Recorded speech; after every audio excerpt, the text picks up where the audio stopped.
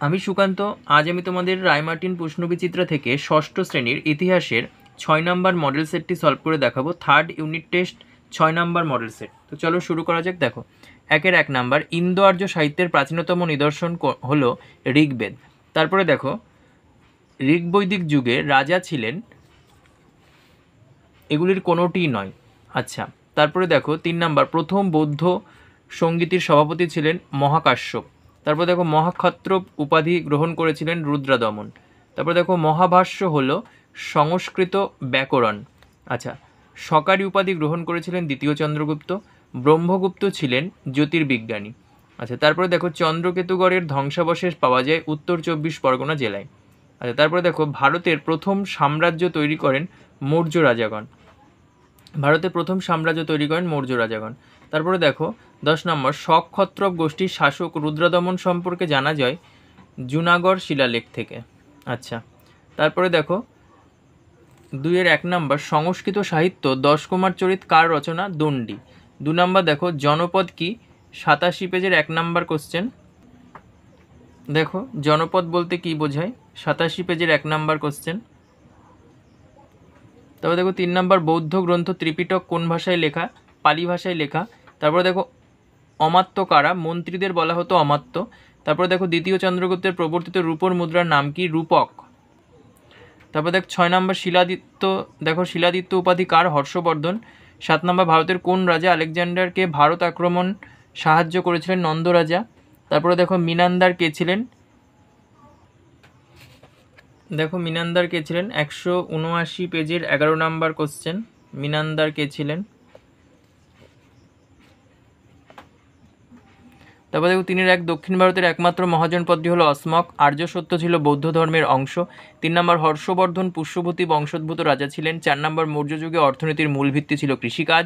5 নম্বর, প্রাচীন ভারতে হুন আক্রমণকে প্রতিহত করেছিলেন রাজা স্কন্দগুপ্ত। তবে দেখো 6 নম্বর, বিখ্যাত রথ মন্দির নির্মিত হয়েছিল পল্লব রাজাদের আমলে। তারপরে সূর্য সিদ্ধান্তে রচয়িতা হলেন বরাহ মিহির। তারপর দেখো সত্য না মিথ্যা? অথর্ববেদ জাদুমন্ত্রের কথা সংকলিত আছে। সত্য। জৈন ধর্মের শ্বেতাম্বর গোষ্ঠী নেতা ছিলেন স্থূলভদ্র। সত্য। 3 নম্বর, দ্বিতীয় রুদ্রসেন ছিলেন বাকাটক বংশের রাজা। মিথ্যা। 4 নম্বর, চিকিৎসা শাস্ত্রকে প্রাচীনকালে উপবেদ বলা হতো। মিথ্যা। 5 নম্বর, আজীবিকদের জন্য গুপ্তরাজেরা গুহাবাস নির্মাণ করেছিলেন। সত্য। কারসাপন ছিল এক ধরনের রাজস্ব। মিথ্যা। তবে দেখো 5-1, বৈদিক যুগে রাজা হওয়ার বিভিন্ন উপায়গুলি লেখো। 66 পেজের 23 নম্বর কোশ্চেন দেখো। তারপরে দেখো 2 নম্বর, টিকা লেখো পঞ্চমহাব্রত। 91 নাম্বার, 91 পেজের 24 নাম্বার পঞ্চমহাব্রত। তারপর দেখো বৌদ্ধ ধর্মে বৌদ্ধ সঙ্গীতের গুরুত্ব লেখো। দেখো 92 নাম্বার, 92 পেজের 37 নাম্বার বৌদ্ধ সঙ্গীতি। তারপর দেখো সকারি উপাধি কে গ্রহণ করেন? এই উপাধিটির তাৎপর্য দেখো। সকারি উপাধি গ্রহণ করেন দ্বিতীয় চন্দ্রগুপ্ত। দেখো এখানে লেখা আছে দ্বিতীয় চন্দ্রগুপ্ত গুজরাট অঞ্চল থেকে শক ক্ষত্রপ শাসকদের উচ্ছেদ করে সকারি উপাধি ধারণ করেন।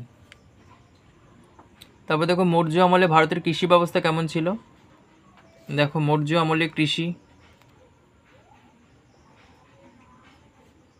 এই পর্যন্ত, পাট চাষও হতো এই পর্যন্ত। তারপর দেখো 6 নম্বর, গুপ্ত যুগে মহিলাদের সামাজিক অবস্থা কেমন ছিল? দেখো 140 পেজের 22 নাম্বার কোশ্চেন। দেখো সমাজে নারীর অবস্থান ছিল পুরুষের নিচে। পরিবারে মেয়ের বদলে ছেলের বেশি গুরুত্ব ছিল। ঠিক আছে। এছাড়াও 141 পেজে স্ত্রীধন থেকে কিছু পেতে পারো। 31 নাম্বারে দেখো স্ত্রীলোকের সম্পদকে স্ত্রীধন বলা হতো। মেয়েরা কিছু সম্পদ পেতেন, এই সম্পদের উপর একমাত্র তাদেরই অধিকার থাকতো এবং নিজেদের ইচ্ছা মতো এই সম্পদ তিনারা ব্যবহার করতেন। তবে দেখো গুহাবাস কি, এটা আগের অনেক সেটে দেখিয়ে দিয়েছি। তারপরে দেখো মিলিন্দ পংহ কি, এটাও আগের সেটে দেওয়া আছে। পেজ নাম্বারগুলো একটু টুকে নাও। 179 পেজের 11 নাম্বার, 162 পেজের 38 নাম্বার। আচ্ছা, তারপরে দেখো মুদ্রা রাক্ষস ও দেবী চন্দ্রগুপ্তম নাটক দুটির বিষয়বস্তু লেখো। দেখো মুদ্রা রাক্ষস নাটকের বিষয়বস্তু 160 পেজের 24 নাম্বার।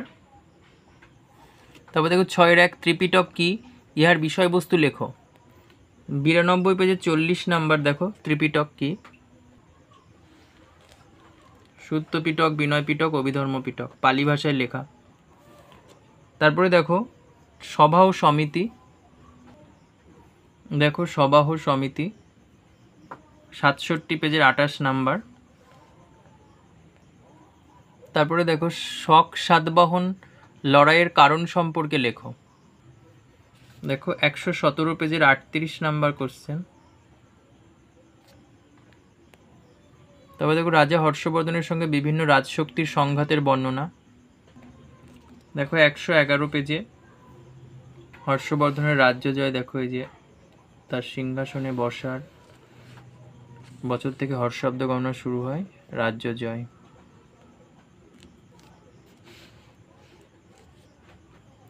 তারপরে দেখো 5 নাম্বার টিকা লেখো আর্যভট্ট।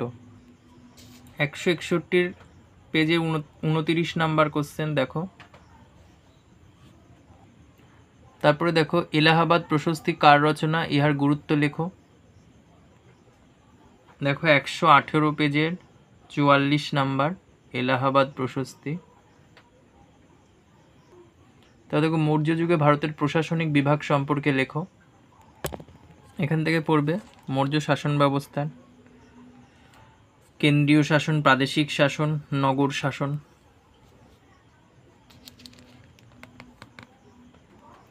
তারপর দেখো গুপ্ত যুগে প্রাচীন ভারতের অর্থনৈতিক ব্যবস্থার পরিচয়, একটু পাঠ্য বই থেকে পড়ে নেবে। 2 নম্বর বৈদিক যুগের শিক্ষা ব্যবস্থার বর্ণনা দাও। 71 পেজের 51 নাম্বার কোশ্চেন। তারপর দেখো নব্য ধর্ম আন্দোলনের কারণ লেখো। এটা 85 পেজের 5 নাম্বার কোশ্চেন। তারপর দেখো 4 নাম্বার প্রাচীন ভারতীয় উপমহাদেশের বৌদ্ধ বিহারগুলিতে শিক্ষা ব্যবস্থা সম্পর্কে বর্ণনা দাও। দেখো 158 পেজের এই যে তক্ষশিলা মহাবিহারের শিক্ষা ব্যবস্থা দেখো। তারপর দেখো নালন্দা শিক্ষা ব্যবস্থা পেয়ে যাবে 157 পেজে 6 নাম্বার কোশ্চেন।